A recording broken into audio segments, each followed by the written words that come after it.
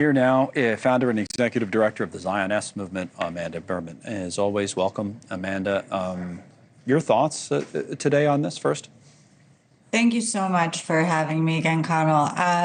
The mission of the Capitol Jewish Museum is to connect, reflect, and act, to inspire its visitors to connect, reflect, and act.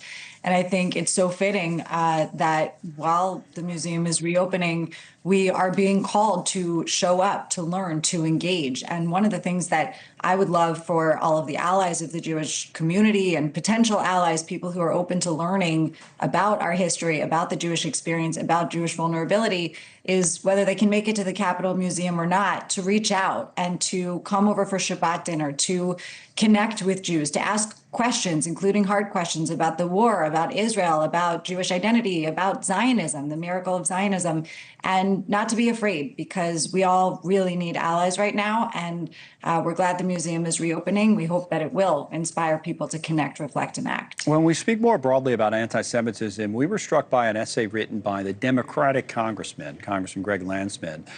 And, he talked about how he feels. He was talking about this issue and how it's become so personal. He wrote, "I've had a hard time getting the image of being shot and killed out of my head. It happens almost every time I'm in a big crowd now.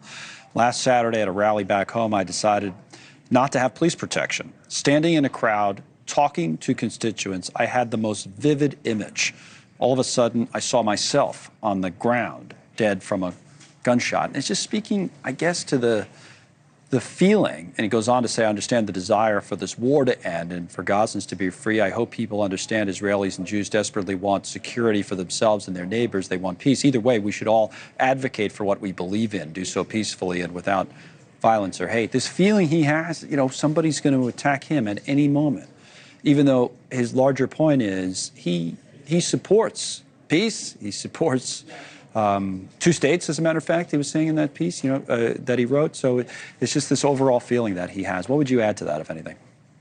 Well, I was grateful for his leadership in saying so, because I think that so many people in Jewish leadership, and just Jews who go to synagogue, who pray, who show up at Jewish organizations and for Jewish events to hear Jewish speakers like Sarah and Yaron did last week, Jews are afraid to participate in Jewish life. And that has been since long before October 7th, although, of course, compounded now. I think that, as Congressman Landsman reflected on, the idea that no matter what your position is on the war, whether or not you think that we need a ceasefire and hostage release, as 70% of Israelis do, or whether you want Israel to continue its military campaign to destroy Hamas, which is also absolutely urgent, both for the Jewish people and the Israeli people and for the people of Gaza, who are also being violently repressed by Hamas. However you think that this future for between Israelis and Palestinians should continue, there is absolutely no justification under any circumstances whatsoever for the murder of Jews in America.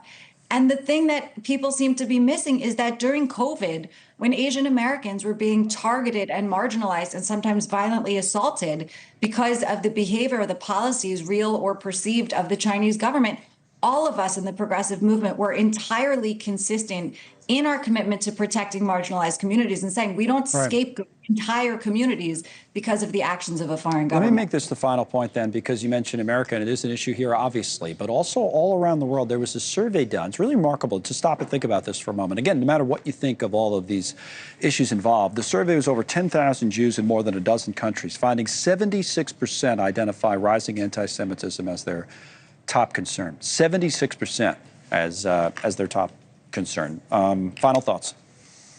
It is an urgent problem. We've been trying to call attention to it for a long time. We've been gaslit. We've been told that it's not serious. Another poll by the Combat Anti-Semitism Movement found that 68% of anti-Semitic incidents in 2024 were actually from the far left. And I think people really need to understand the horseshoe theory, that the far left and the far right meet in their commitment to undermining Jewish safety and to violently attacking Jews, creating excuses for violent attacks against Jews.